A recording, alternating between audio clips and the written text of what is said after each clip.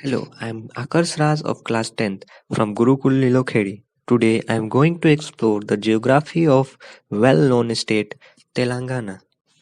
Telangana is a state in India situated on south-central stretch of India Peninsula on a high Deccan Plateau.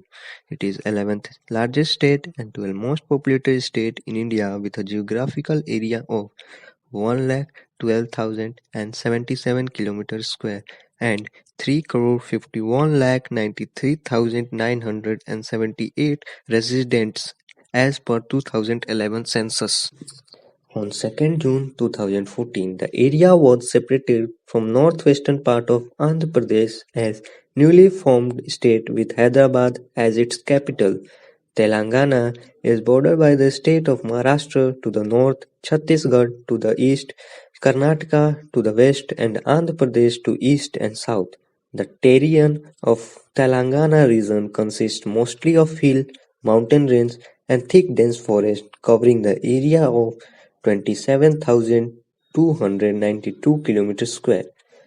As of 2019, the state of Telangana is divided into 33 districts.